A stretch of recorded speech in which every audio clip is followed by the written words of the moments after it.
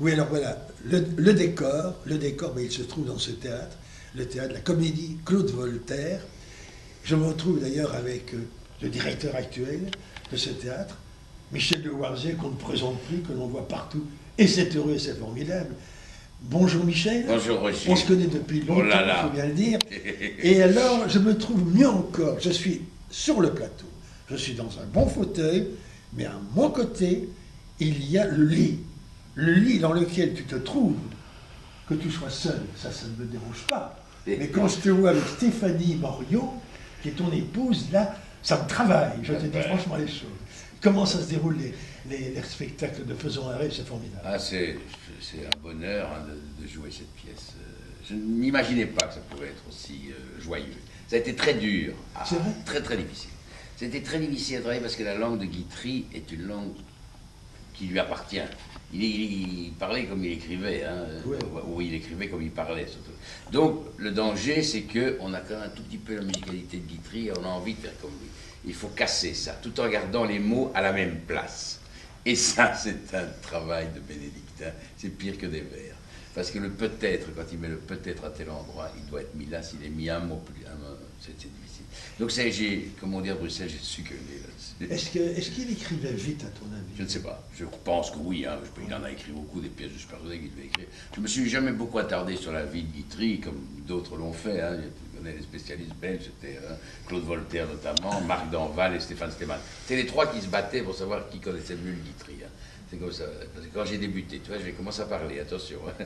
Quand j'ai débuté chez Claude Voltaire en 68, à la Maison Lambiette, c'est encore à la Maison Franck Laroset. Oh, voilà, moi j'étais encore à l'IAD, donc j'étais encore étudiant, puis j'ai travaillé là, j'ai passé une audition tout à fait absurde avec Claude, parce que j'ai présenté l'école des femmes de Molière, je jouais le rôle d'Horace, mais je suis arrivé seul, et alors je lui demande à Monsieur Voltaire, est-ce que vous pouvez me donner la réplique d'Arnolphe? Et il me dit, je déteste cette pièce. Avant, ça commence bien.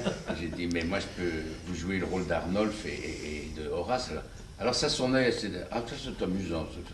Alors, qu'est-ce que Horace Arnolphe, enfin, voilà. Et puis quand je lui ai dit que j'avais Julien Berthaud, le professeur, et alors évidemment, ça a ouvert encore d'autres portes, puisqu'il a repris le Neveu de Rameau que Julien Berthaud a écrit à Pierre Freinet.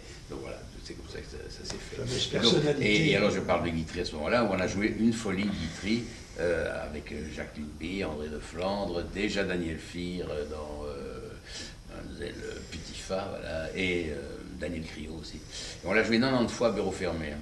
Et donc je me souviens d'une réunion entre Claude Voltaire, Marc Danval et Stéphane Seman, et ils se battaient tous les trois pour dire que c'était lui qui avait le meilleur rapport avec Guitry. Là, moi je l'ai vu là, moi je l'ai vu là, moi j'ai la signature, moi j'ai son truc, j'ai son machin. Voilà, les rapports avec Guitry. Donc c'est vraiment ton début là-bas dans ce... Tout à fait. J'ai débuté dans Monterland, dans le remède de Santiago, chez Claude, en janvier 68, je me souviens. Ben, voilà. Et puis il y a eu L'Aigle à deux têtes avec Jacqueline Beer, où là j'ai joué le noir sourd-muet. Parce que Claude voulait un noir, j'ai dit, mais moi j'ai vécu en Afrique, hein, je suis né en Afrique, et alors j'étais pas noir. Oui, mais je mets un peu noir. Et je me suis déguisé en noir, et je reconnais que on faisait tout chez Claude, on faisait la régie, on faisait le vestiaire, on faisait tout. Et j'étais en noir, je ne me suis jamais fait autant de pognon de ma vie, parce que je vendais les programmes, mais comme j'étais en noir, les gens croyaient que j'étais un vrai noir. Et comme nous sommes en 68 et que le Congo était décolonisé depuis 8 ans, bon, le pauvre noir est obligé. Donc j'ai reçu des pourboires à crever.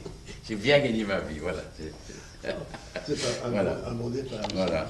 Et donc tu gardes un très bon souvenir de ce lieu en plus. Ah ben oui, parce que c'était presque mes débuts. Parce que mes débuts, j'étais à l'IAD, je suis rentré à l'IAD en 65, avec une classe quand même tout à fait exceptionnelle. Il y avait Jean-Claude Frison, il y avait André Burton, il y avait Francis Mailleux, il y avait Françoise Bette, et dans la classe, mais qui est venue nous rejoindre, il y avait Christian Maillet, et la classe un peu en dessous, c'était Martine Wilquet et d'autres. Donc voilà, donc, moi j'ai eu cette chance d'avoir comme ça une très très belle fournée. Belle affiche. Hein. Ah ouais, c'était une belle affiche. Voilà. Et il y avait Viviane Mostin aussi, qui a fait une carrière alors à la radio, dans la publicité à la radio. Et alors, moi j'ai toujours beaucoup aimé, je suis très sincère en disant, Claude Voltaire, beaucoup le critiquaient. Moi j'ai passé de bons moments, il était de très bons amis, j'aimais le voir jouer, mais il avait un caractère évidemment assez particulier, pour pas dire davantage. Je peux dire que quand on est jeune comédien, on peut être fasciné par des êtres. Voilà. Claude est un de ses grands maîtres au niveau de la langue française. Il sortait du sérail du conservatoire. Il avait travaillé à un conservatoire de Paris, et il avait fait le conservatoire de Bruxelles, où je n'étais pas garé déjà. Et puis il avait été à Paris, c'est là où il a rencontré Jacqueline B. Mais donc il était très marqué par un professeur, il s'appelait Georges Leroy, je crois, à Paris. Voilà, et ça c'était. Et alors il avait vu les grands Denis Dinès et tous ces gens-là qui avaient créé des Monterland, qui avaient créé La Reine Morte, qui avaient créé. Voilà. Et il gardait cet amour de la langue française, tel que Berthaud nous l'apprenait, nous, à l'IAD.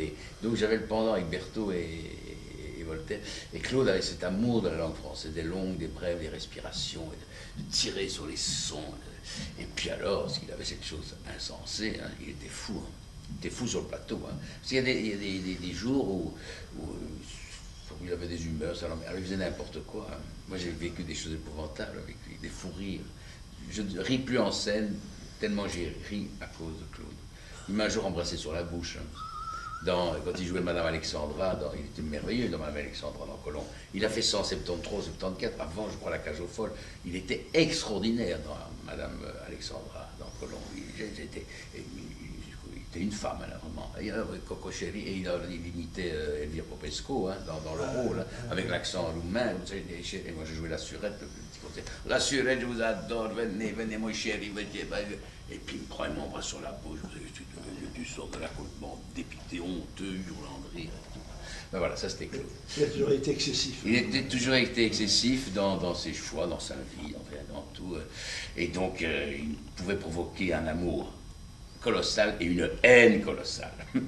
Il avait beaucoup d'ennemis, je crois. Oui, il avait des ennemis, il s'en était fait. Il aurait tué père et mère pour un bon mot. Hein. Ah ouais, moi je peux t'en raconter. Alors là, un jour, il m'a téléphoné à 6 h du matin pour faire des mots sur les acteurs ou sur des directeurs. Hein. Oui, et là, mais je me souviens que pour Domani, par exemple, Roger Domani, il disait Aranal. Hein. Il y a un rabbin qui sortait avec ça. Pour Jacques Eschmann, il disait le whisky est à gaga. Parce que vous savez que j'ai pas des Jean Perret, il l'appelait Cher Sarma. Ah oui, parce que Jean Perret avait 6 théâtres à l'époque. Ah oui, Jean Perret avait le Molière, il avait le Molière, il avait les Galeries, il avait le Vaudeville, il avait le Centre culturel Duc, il avait le 44, et puis il avait en plus la Louvière, il avait Namur. Enfin non, oui, à un moment donné, Jean Perret, c'était une espèce de consortium, c'était « Bonjour mon cher Sarmois ». Enfin, il avait comme ça. En fait, donc là aussi, tu as gardé quand même un souvenir. Ben oui, c'est-à-dire qu'avec Claude, et alors moi j'ai débuté chez lui en 68, hein, j'ai découvert, juin 68, on était avenue Lambillot, hein, moi j'ai vu l'ULB brûler, hein. Ah ouais, c'était formidable, on jouait l'aigle de tête en face, dans des fastes incroyables, des costumes, des trucs, juste en face, il y avait l'ULB où ça brûlait, où ça pétait, donc après le spectacle, on allait sur Canaillé, on allait contester, voilà. Et puis alors, après, moi j'ai encore travaillé. Puis alors, on a découvert ce lieu-ci quand Claude a dû quitter la maison Lambillot, enfin la maison, parce qu'elle a été vendue. Donc il a cherché un théâtre, il avait d'abord trouvé la chapelle de Bundal, oui. Il avait été, où la Comédie Excel l'avait accueilli, mais il s'était engueulé beaucoup avec je ne sais plus qui. Et alors, c'est en 71, Claude et moi, on avait fait beaucoup de maisons, notamment la maison des notaires, que le bourgmestre de la commune de Louis-Saint-Pierre, M. François Persons et son échevin de la culture, M. Jacques Van den Noot, ont dit, voilà, M. Voltaire, venez un peu ici, nous avons la salle des fêtes de l'école, du Champ d'Oiseaux. Et on est arrivé dans une salle de fête, ça, et j'ai dit à Claude, c'est ça, au moins, il y a au moins pour faire du théâtre.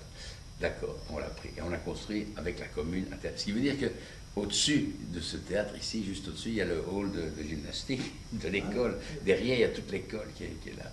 Et c'est au bout de... Voilà. Et on a créé, la Comédie Voltaire a été créée alors en 14 octobre 1971, parce que ça, j'ai le moniteur qui est paru, et que... Parce qu'avant, c'était les amis, c'était la Compagnie Voltaire, avec... Voilà, on travaillait en association, un peu étrange, comme ça. C'était quelle pièce en 71? On a repris, on a ouvert le théâtre avec le Maître de Santiago. Et alors, j'ai joué le Neveu de Rameau juste après avec lui. Pièce qui était souvent reprise. Ah oui, oui, mais il l'avait déjà joué. Mais tu vois là où il pouvait être quand même très dur. Il l'avait déjà joué, il l'avait créé avec Gilbert Charles. Enfin, il l'avait d'abord été la voir à Paris avec Berthaud et Freinet. Il l'avait vu quelques fois, il a pris des notes. Et puis il est venu la jouer ici à Bruxelles. Il a d'abord joué dans un boulevard Waterloo chez un antiquaire avec Gilbert. Et puis il s'est bagarré avec Gilbert Charles s'est bagarré, et donc il l'a joué après avec André Mérès. Ah oui. André Mérès, voilà.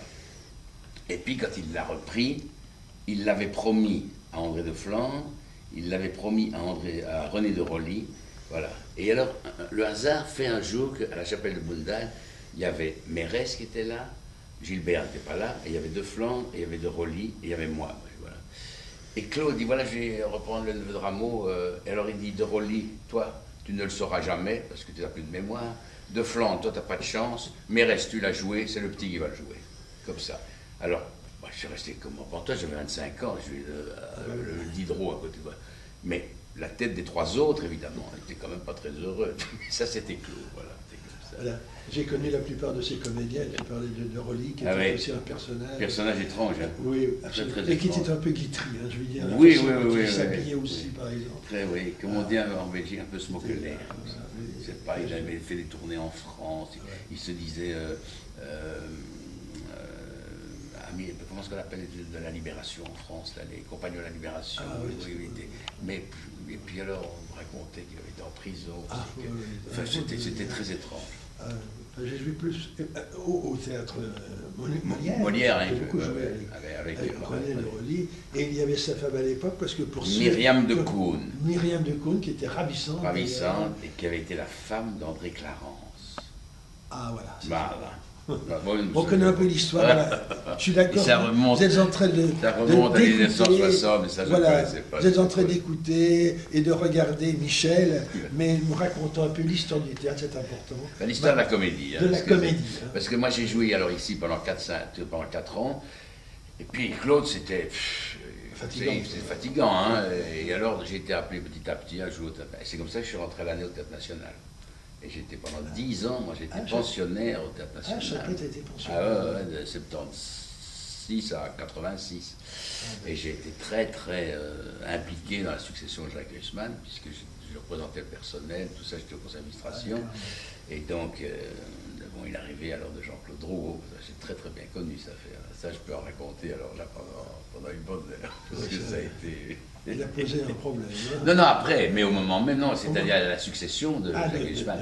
Parce que Robert Delville, qui est d'ailleurs toujours président du conseil d'administration du National, il est toujours là, oui, m'avait convoqué un jour, il m'a dit, Michel, toi qui connais bien, qui es dans la maison, est-ce que nous avons beaucoup de candidats, est-ce que tu veux bien aller les voir, chacun, un par un, me faire un petit rapport sur...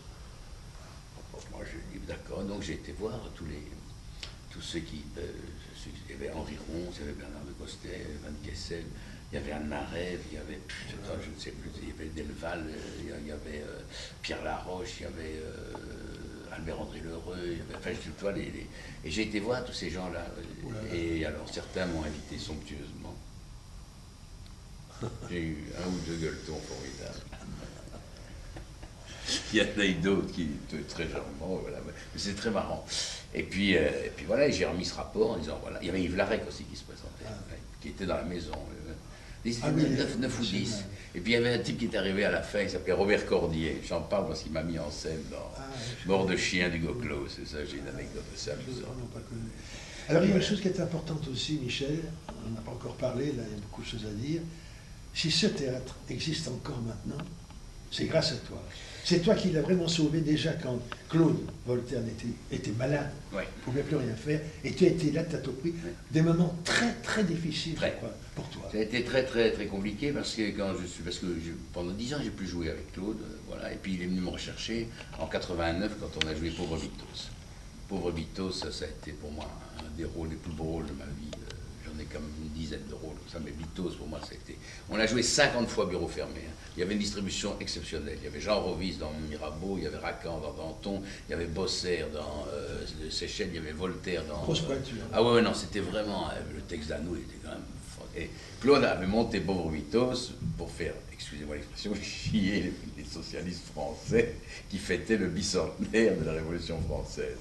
Ah oui, en 89, non, voilà. Et il avait monté Bitos, il est considéré comme une pièce fasciste, carrément. Enfin, on avait coupé un petit peu, parce que c'est là où Hanouille ce dîner de tête, hein, le petit monsieur, il y en a qui devient Robespierre, moi je jouais Robespierre, c'est magnifique à jouer, c'est des rôles sublimes. Hanouille, c'est un génie.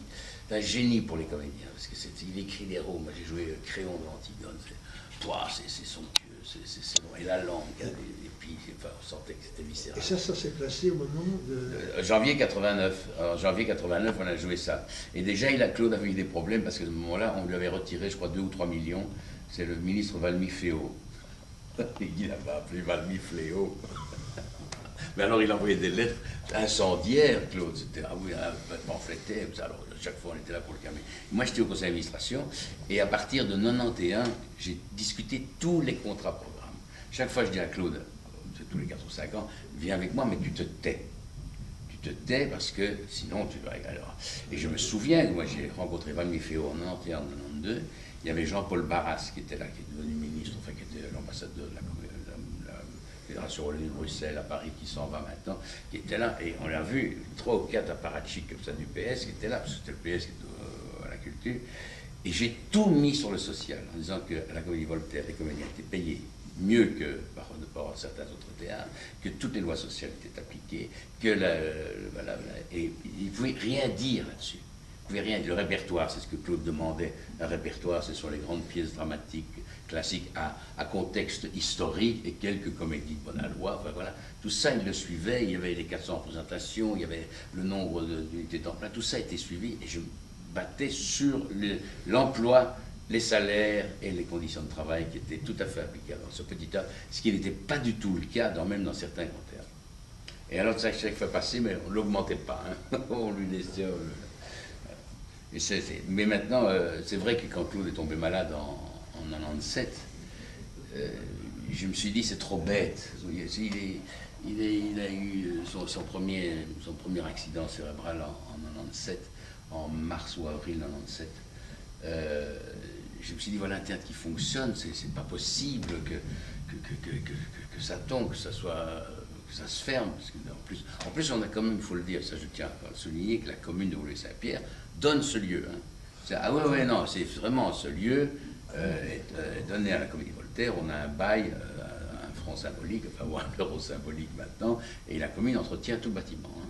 Il n'y a pas de gaz, pas d'électricité, tout ça est payé par la commune. Donc c'est une subvention quand même formidable de la commune. Et voilà, et la commune est très fière de ça. Et la seule servitude que nous avons, c'est que nous offrons à la commune une représentation par spectacle.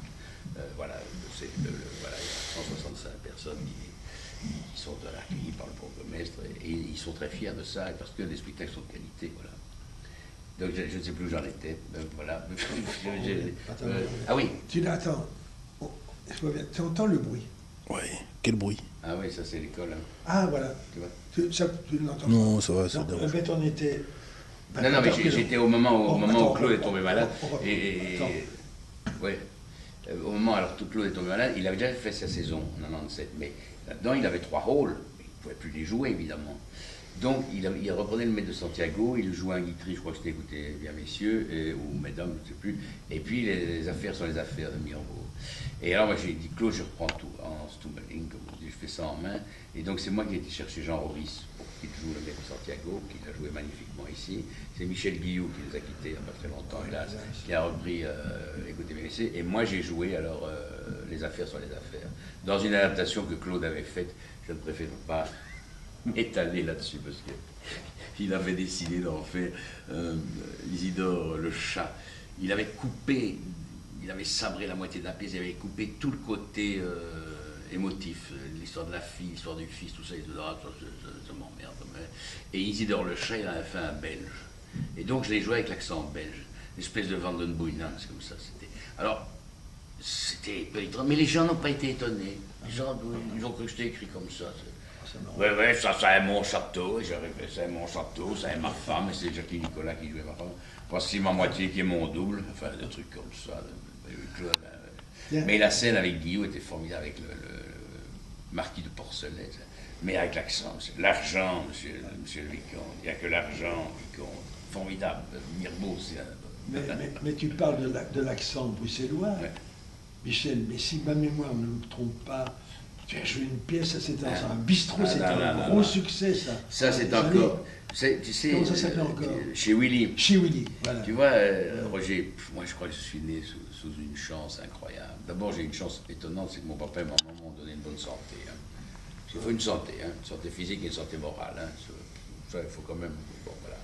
Hein, j'ai quand même beaucoup travaillé, énormément travaillé. J'ai fait beaucoup de choses parce que j'ai fait beaucoup d'enfants. C'est mon problème. Mon problème, je les Combien en adore. as-tu? J'en ai 6. T'as quoi? J'avais fait 6, T'as j'ai 6 enfants. Et t'as les petits aussi maintenant. Ah, non? Ah, j'ai des petits-enfants. T'as des petits-enfants. Oui, mais j'ai des T'as deux petits-enfants. Attends, entendons bien sur le mot Oui, petit. oui, C'est oui. comme Allons-y. j'ai cette phrase merveilleuse de Jérôme Savary, mes petits-enfants, je les fais moi-même. Voilà. Donc c'est vrai que j'ai encore 2 enfants maintenant, dont Oui. la dernière a 10 mois, Voilà, oui. et j'ai un garçon qui a 7 ans depuis, puisqu'il est né le 25 décembre. Ça, c'est avec Ouais, Stéphanie. ça, c'est avec Stéphanie. Voilà. Stéphanie Morio. J'ai fait 3 fratries, tu vois. Puis j'ai 2 filles là, avec Monique Ramon, et puis j'ai 2 enfants, Jérôme, qui a fait une carrière Oui, éblouissante. dont on Maintenant, parle beaucoup, d'ailleurs. beaucoup. Ah oui, non, il est fantastique. Ouais. Voilà, que j'ai eu avec ta maman, elle s'appelait Nicole Roche. Voilà, mais moi, voilà, je suis comme ça. Mais donc j'ai dû beaucoup travailler Oui. pour nourrir tout ça. Et là, tu étais chez Willy. Et alors chez Willy, c'est une chose, c'est au moment où le National, on a tous été virés du National, Ah, oui, en c'est 87, quand Drew est arrivé, ça c'est aussi un souvenir formidable. Hein. On a été convoqué le 31 mars, j'ai des dates, moi j'ai le 31 mars 86, dans son bureau, demi-heure vers demi-heure, les 12 comédiens à l'année, de 10h du matin à 3h de l'après-midi, de demi-heure en demi-heure, et alors il a reçu chacun. Moi il m'a reçu, il était avec un cigare, ça, comme c'est des indiqués, là. Et puis, il dit, voilà, ton C4, voilà. Alors, il disait, mais je casse un système, on ne peut pas être à la Comédie Française, c'est pas possible, la comédie. Mais il est bien évident que vous participerez à tous les projets, tout ça, voilà. Bon, t'es quand même viré. Hein. Et avec des préavis, hein. Moi, j'avais un préavis de 10 mois que j'ai contesté, et on m'a donné parce que j'ai dit, je vais au tribunal, parce que j'estime que tout ce que je fais, ils n'ont même pas discuté. Et je me souviens que quand le type qui me suivait, enfin le comédien qui me suivait, c'était Paul Cléry, parce que de demi-heure en demi-heure. Et alors je me lève, je dis pour voir Jean-Claude, que je connaissais quand même bien parce que je l'avais vu, et je vois Cléry arriver, et tout à coup je tombe par terre. Comme ça, je sors. Cléry me dit, qu'est-ce que tu as? Je ploie sous mon préavis. Et je suis sorti. Je pense que Drouot n'a pas été très heureux de ça. Il était très fâché. Oui, il y a des tas de choses à raconter d'ailleurs. Mais on est Et à Willy. alors, c'est Willy. Alors, donc 87, on n'est plus à l'année, hein, moi je suis plus à l'année. Alors j'ai commencé une carrière au conservatoire de Mons, de professeur, enfin bon. Et tout à coup, un jour, Martine Wilquet me téléphone, disant, ah, Michel, il y a une pièce ici canadienne, j'ai fait la traduction, j'aimerais bien que tu la joues. Je dis, bah oui, donne-la moi. Et je lis ça. Je lis ce que Martine a traduit, hein, parce que c'était en joie, là. Et je lui dis, Martine, je dis, moi, l'expression, je ne joue pas cette merde, hein, ça, je ne joue pas ce type qui chie, qui pète, qui ronque, qui vomit, qui tout ça. Mais j'ai dit, je ne peux pas. Mais il dit, si, regarde, relis. Et j'ai dit, mais c'est pas possible que ce ne soit que 3 comédiens qui jouent 18 personnages. Mais s'ils le font. Alors, ça m'a amusé. Inconsciemment, ça m'a amusé de. Alors, j'ai relu le truc, j'ai dit, écoute, Martine, moi je veux bien, mais il faut me faire. Là, ça je dois faire, ça je dois faire, ça je dois faire. Tu fais ce que tu veux et on va travailler ensemble. Mais les Canadiens sont coproducteurs, donc ils vont venir les 8 derniers jours. En tout cas, Michel Côté ou Marc Messier va venir parce qu'ils tiennent fort à ce que ce soit la même chose qu'au Canada au niveau des déplacements et tout ça. Voilà. Il y avait, ah oui, ils avaient mis 25%, ils avaient mis de l'argent là-dedans. Hein. Beaucoup d'argent, hein. On a mis 1 million, je crois, de francs belges à l'époque, hein. C'était beaucoup. Hein. Voilà, et c'est Henri Impoul, à qui je ne peux que remercier d'avoir fait cette chose-là, hein, qui était coproducteur. Et puis voilà. Et on a commencé à travailler. Et alors, mes 5 personnages que j'ai eus là, je peux te dire qui c'est.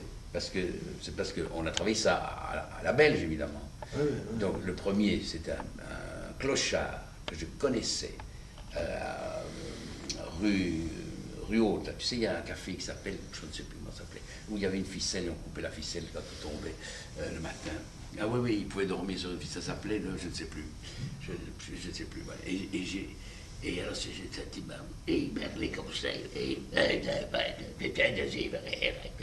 et j'ai pris, voilà. Le second, c'était le pompier, pointu, et j'ai fait un amalgame, comme je suis très sportif. J'ai fait beaucoup de sport dans ma vie, même du sport de haut niveau. J'ai fait un amalgame avec un type que j'ai rencontré champion de hockey sur gazon, parce que j'ai failli être aller aux Jeux Olympiques moi, en 64. En compte, hein, au hockey sur gazon. J'étais dans les 30 sélectionnés, mais ils n'en ont pris que 21. Moi, pas dedans. Là. Et il y a un type que je connaissais, qui avait une voix un peu comme ça, et avec Joseph Jurion, qui était là, aussi un joueur de football. Et il avait une voix comme ça. Et j'ai fait un amalgame avec ça. Le troisième, c'était. Oh, c'était. C'est inouï. Tu me rappelles des choses, moi, ça me fait rire. Le troisième, c'était le concierge ou l'appariteur du conservateur de Mons. Je n'ai jamais vu un feignant comme ça. Et il parlait avec l'accent boréen, comme ça. C'était terrible, c'était vrai comme ça, voilà. Et un jour, il prend son agenda. Et il ouvre son agenda. Il n'y avait rien sauf marqué repas. J'étais fou de rien. Et quand il se levait, ça prenait comme ça. Ouais, attendez. Et il y a un personnage, il est pris comme ça. Et alors le quatrième personnage, c'était le père. Et, Dieu ait son âme, il y avait un monsieur Lamotte, à Spa, qui s'occupait du théâtre. Madame Lamotte, c'était qui était un peu comme ça, voilà, et j'ai pris. Et mon fils, donc on a travaillé tous comme ça. Je sais qu'Ogno, lui, il avait fait un petit truc avec le vendeur de chez Bata, c'était à pleurer. Mais donc tous nos personnages ont été travaillés comme ça, petit à petit. Et puis alors on a fait ce triomphe incroyable. Vous étiez trois là-dedans. On était trois là-dedans, avec Michel Karczewski, Bernard Cognot, et moi, et Martine Huquet. Et c'était au 44. Et alors on a joué ça d'abord dans la petite salle du 44, en dessous. Il y avait, Alain avait obtenu de faire, de pouvoir jouer dans ces 50, 150, 160. Et alors là, une anecdote avec Claude Voltaire. On a fait une générale un dimanche soir. J'ai dit à Claude, viens voir ce truc-là. Moi, je ne sais pas ce que c'est. Je ne me rends pas du tout compte. Nous, on riait. Hein. Nous, on riait beaucoup. On disait, mais c'est pas possible, on ne va pas jouer ça. On va pas jouer ça. C'est énorme, c'est énorme. Et Claude est venu voir un dimanche soir. Et je l'ai entendu. Au moment où je suis rentré, ma première entrée dans le clochard, Claude a hurlé. Mais ce n'est pas possible, mais il ne va pas me faire ça toute la soirée, je meurs. Comme ça, tout. Il était, voilà, et les gens ont ri. Et le bouche à oreille a fonctionné, mais du jour au lendemain, il y a un spectacle, voilà. Et ça a marché. Et alors on a joué dans la petite salle pendant 2-3 ans. Voilà, beaucoup joué, c'était incroyable. Et puis Alain Lempoul n'a plus l'autorisation des pompiers de pouvoir jouer dans la petite salle, parce qu'il n'y avait pas. Et alors il a dit, est-ce qu'on risque dans la grande salle? Et on est monté, dans la grande salle à 400 places, et au réveillon on jouait 2 fois à 900 places, hein. Sans micro, hein. Il n'y avait pas de micro, hein. On n'est pas maintenant avec tous ces gens qui travaillent. Oui, donc l'acoustique là-bas. Oui, l'acoustique, on était là. Hein. Voilà, et donc c'était formidable. Et alors, le bilan de ça, on l'a joué pendant 8 ans. Oh, ben, oui, on a fait 400 représentations. On a joué 400 fois, 125 000 personnes. Et je ne te dirai pas le chiffre d'affaires. Chapeau. Bon, quand on est avec toi, Michel, on peut parler pendant des heures, et tu prends tout comme ça, mais tu sais aussi envisager et parler de choses très sérieuses. Et puisque j'ai la chance d'être avec toi maintenant, dans ce théâtre vide, je reviendrai bien encore. C'est bien la première fois qu'il est vide. Hein. Voilà. C'est d'un problème très dramatique pour le théâtre, avec ce qui se passe à propos de l'argent, à propos des budgets, oui, etc. Il faudrait en dire quelques mots, peut-être. On va même en dire plus que quelques mots. Nous vivons une situation qui est très douloureuse pour les jeunes, surtout pour les jeunes acteurs. C'est ça, oui. Les jeunes acteurs, je suis peut-être un des premiers responsables, j'ai été professeur au conservatoire pendant plus de 25 ans, donc on a fait sortir des tas de jeunes, des écoles de qualité, hein, que ce soit les 3 conservatoires, l'INSAS et l'IAD, depuis maintenant une dizaine d'années, sortent 15, 20 jeunes, ce qui veut dire qu'il y a une centaine de jeunes qui sortent. Et en 10 ans, ça en fait 1000 jeunes acteurs qui sont sur le marché et qui ne trouvent pas d'emploi parce qu'il y a de moins en moins d'emplois. Pourquoi? Parce que d'abord, il y a de plus en plus de théâtres qui se sont ouverts, mais ces théâtres se referment très vite, très vite, que les lois sociales, comment dirais-je, l'impact dans lequel les théâtres subventionnés sont obligés de fonctionner. Il y a des conventions collectives qu'il faut appliquer, il y a des salaires à appliquer, tout ça, bon voilà. Et l'enveloppe, quoi qu'en dise Mme Lannin, qui effectivement a augmenté de 30% depuis qu'elle a été ministre, c'est-à-dire il y a 9 ans, elle a augmenté l'enveloppe de 30%, mais pour ouvrir d'autres théâtres, et non pas pour améliorer certains théâtres, voilà. Sauf un ou deux, Alors, il n'y a pas du Théâtre National qui, lui, a pris quand même de 4 millions, c'est 4 millions d'euros est passé à presque 6 millions et demi maintenant. Donc voilà. Et nous avons actuellement évidemment le phénomène de Mons 2015 qui prend beaucoup d'argent. On parle de 7 millions qui vont à Mons, comme ça on se demande. Et alors il y a ce problème de Bruxelles. Moi je suis bruxellois dans l'âme, il n'y a rien à faire. Moi Bruxelles c'est ma ville, il y a beaucoup de théâtre à Bruxelles. Il y a une floraison de théâtre. Mais il n'y a pas le public pour ça. On garde 1 million 200 000 personnes à Bruxelles qui viennent, et il y a les grands théâtres. Il y a le Théâtre National qui fait ce qu'il a à faire actuellement. Bon, je ne mettrai pas d'opinion là-dessus. Et puis il vous reste le Théâtre du Parc, le Théâtre des Galeries et le Théâtre de Poche. Il y a le théâtre le public. Avec des difficultés. Non, le rideau. Alors le rideau pour moi c'est beaucoup plus dramatique que ça, le rideau. Parce que le rideau a une subvention très importante d'1,6 million et il n'a plus de lieu. Donc, et actuellement, la difficulté, c'est que tout cet argent qui est dans les subventions passe presque à 60 ou 70% dans des locations, dans des loyers, dans des charges électricité, gaz, et que pour finir, la masse artistique se réduit énormément dans les subventions. C'est pour ça qu'on a une chance étonnante ici, grâce à la commune qui nous donne ce lieu, c'est que moi j'emploie à peu près, avec les recettes, et on fait des recettes ici, ce qui n'est pas le cas de certains théâtres, mais c'est très difficile de comparer. On ne compare pas des poires et des pommes. Ce que fait l'Océan Nord n'a pas du tout la même signification artistique que ce qu'on fait ici. Quand je dis signification, c'est l'objet artistique, Océan Nord, et dans un lieu plutôt défavorisé, enfin une commune quand même un peu défavorisée, qui est Saint-Josse ou Scarbeck là-bas, donc où le prix des places n'est plus à 15 ou 17 euros, mais est à 10 euros, et avec un public très restreint par rapport à... Voilà. Donc c'est très difficile de comparer ça. Mais il y a un moment donné où la paupérisation de ce métier va devenir épouvantable, et je ne sais pas ce qui va arriver. Alors, ou bien, puisque nous sommes maintenant en reconduction de contrat-programme, il y a 39 institutions qui demandent de l'argent. Il y a une enveloppe de 30 millions. Or, la demande des 39 programmateurs s'élève à 36 millions. Donc il y a 6 millions qui manquent. Alors, où va-t-on les trouver? Est-ce qu'on ne doit pas les trouver? Alors on va supprimer. Nous ne sommes plus indexés depuis 5 ans, à peu près. Donc l'indexation, c'est la subvention. La subvention de la Comédie Voltaire est quand même de 326 450 euros, ce qui est une des plus petites de la communauté, et nous faisons près de 150 000 euros de recettes. Donc on travaille sur une PME de 500 000 euros. Il y a des théâtres qui ont 800 000 euros de recettes et qui font 800 000 euros de subventions et qui font 25 000 euros de recettes. Alors voilà, c'est ça la difficulté. Donc tout ça, c'est de savoir où va l'argent. Et il y a peut-être un phénomène maintenant, Bruxelles-Wallonie. Et la Wallonie se plaint en disant que tout l'argent va à Bruxelles et qu'il faut aller un peu décentraliser. Et c'est vrai qu'il y a à peu près 20 millions qui viennent à Bruxelles avec le national, et qu'il n'y a que 10 millions en Wallonie. Donc voilà. Il y a Mons, évidemment, qui prend beaucoup. Donc c'est très compliqué. Le théâtre de Liège. Le théâtre de Liège. Mais le théâtre de Liège, il vient d'être construit, c'est formidable. Mais de 23 millions, il est passé à 26 millions pour les travaux. Et il faut payer tout ça.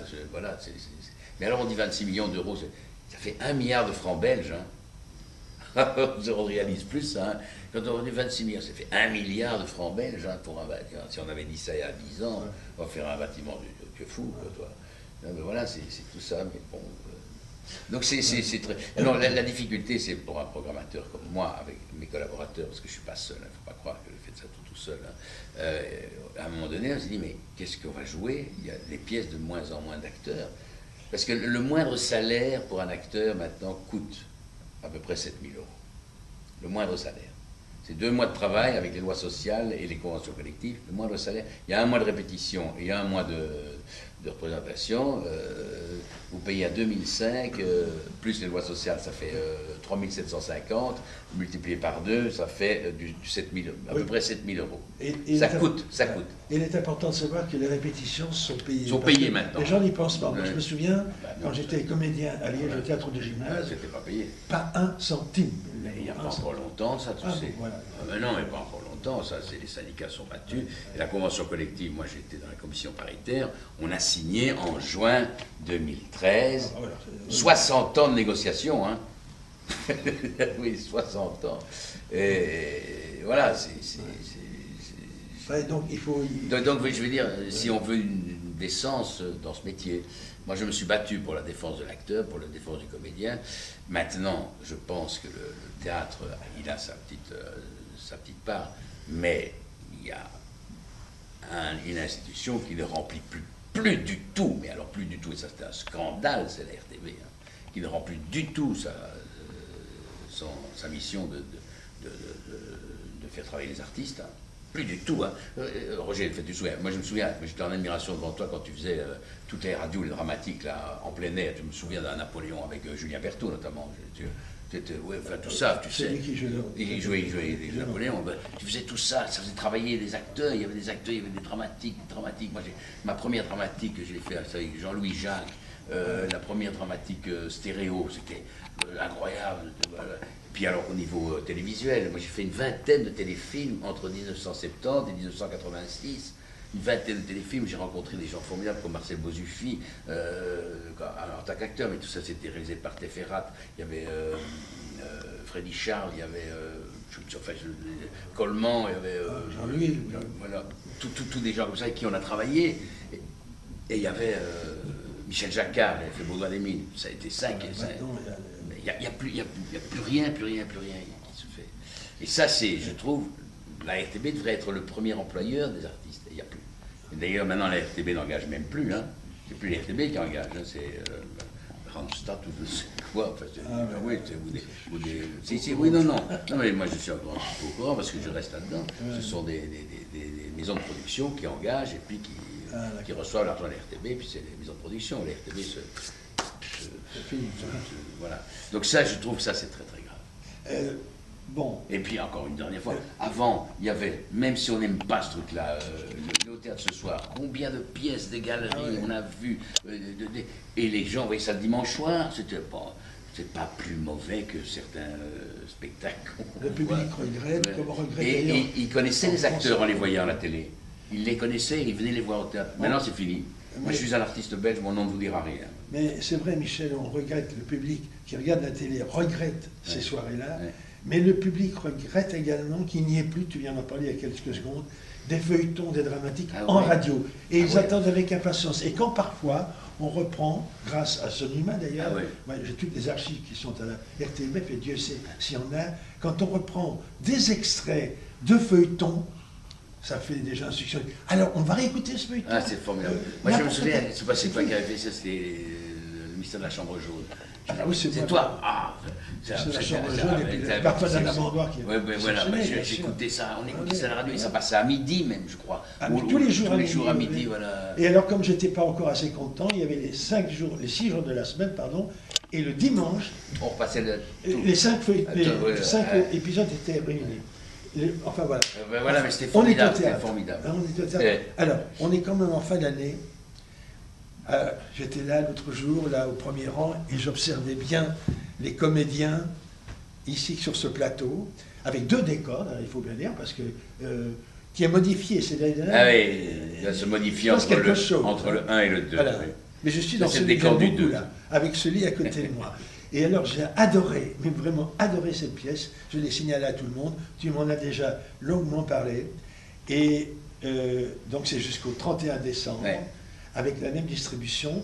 Donc si des fois je revenais, je vais revoir une certaine Stéphanie Manriot. Tout à fait.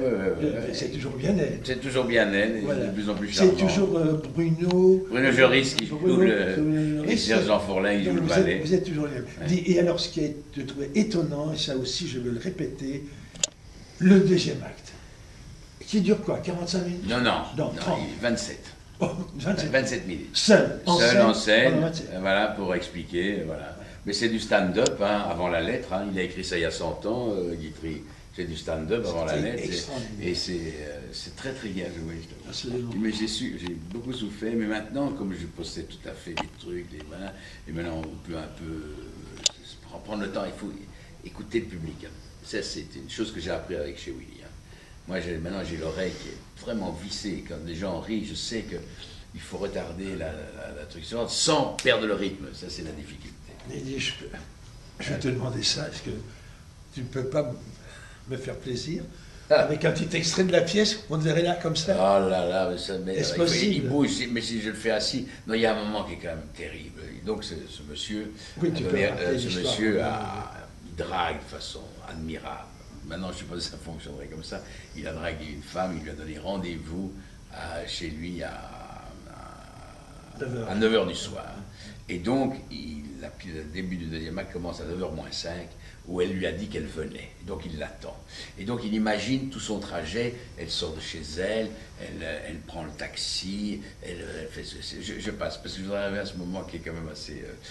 et puis, tout à coup, elle n'arrive pas. Il commence à s'énerver. Et puis, il commence à s'énerver. Et puis, il regarde à un moment donné la montre et il dit, mais c'est...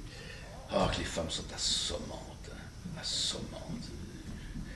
J'en ai connu une qui était exacte, d'ailleurs, jamais pu arriver à être à l'heure avec elle. Les femmes sont assommantes. Et puis il continue. Et alors, il va s'asseoir sur le lit, et à un moment, il se lève et il dit, mais qu'est-ce qu'elle peut bien faire? Oh, mais elle n'a peut-être pas trouvé de taxi. Mais si, elle a toujours au coin de l'avenue de l'Alma. Mon Dieu, pourvu qu'elle ne soit pas malade. Mais elles ont toujours quelque chose, c'est vrai. On dirait qu'elles ont 2 fois plus d'organes que nous. Mon Dieu, surtout mon Dieu, pourvu qu'elles n'aient pas réfléchi. Elles ne font que des bêtises quand elles réfléchissent. Voilà, ça c'est l'humeur de Guitry dans... Suite au théâtre. Voilà. En tout cas, ça s'arrête.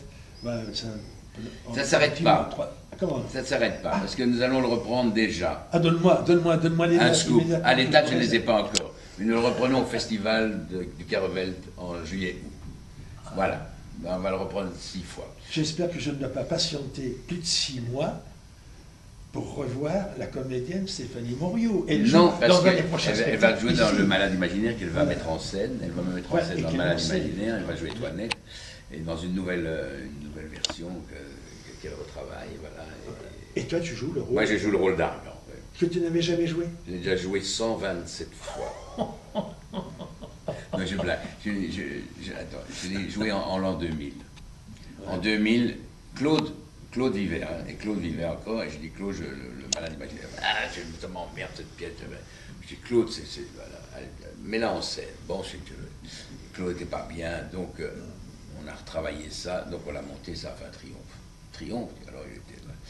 Puis Claude est mort, et en 2007, je l'ai repris. Donc c'est tous les 7 ans, tu vois. Le chiffre 7, tu sais, parabolique, il est 1. Et donc voilà. Et Le Malade, je trouve que c'est une des plus belles pièces de Molière. Parce qu'il y a beaucoup de choses là-dedans. Et quand je l'avais joué en 2000, le rôle d'Angélique, c'est Stéphanie qui jouait le rôle d'Angélique à l'époque. C'était formidable. Humainement, tout à coup, ce type, sa femme est un monstre. Les gens, Béline, sa seconde femme, c'est sa seconde femme. Et toujours chez Molière, hein, c'est jamais les épouses, c'est toujours des secondes femmes, il y a des trucs et des machins. C'est un peu comme toi aussi, ça. Mais non, moi j'en ai eu plusieurs. Oui, mais elles sont méchantes avec les enfants. Alors, bien, au mois de janvier, c'est tout proche, dans quelques jours. Là, c'est un accueil. C'est un accueil. Avec des chansons magnifiques. Les vieilles chansons magnifiques. J'ai vu d'ailleurs avec l'excellent. Le formidable Von Sivers, voilà. Et Jean-François Briand qui est très bien. Très bien, très bon spectacle. Oui, avec mon vieux pote Von Sivers, nous sommes de la même génération, encore des solides.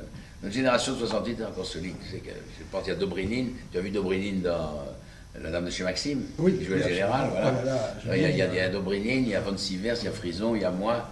Il n'y a pas Paul Dermont qu'on voit un peu moins pour le moment, mais c'était une bonne génération d'acteurs. Allez, on se quitte. Quelle est ta devise?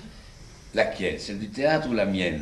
Parce que tu sais que je suis... Celle du théâtre. Celle du théâtre. Claude avait abolir le passé, c'est déshériter l'avenir. Ça, c'était la... Et alors, la devise que j'ai dit, c'est l'homme supérieur est celui qui reste fidèle à l'espérance. Voilà, ça, c'était bien. Mais alors, tu sais que je suis noble, hein? Tu ne savais pas ça? J'ai déjà appris. Voilà, alors, j'ai une très jolie devise. C'est toujours et partout bien servir. Voilà. Ça, c'est la devise, c'est le blason que je transmets à mes enfants.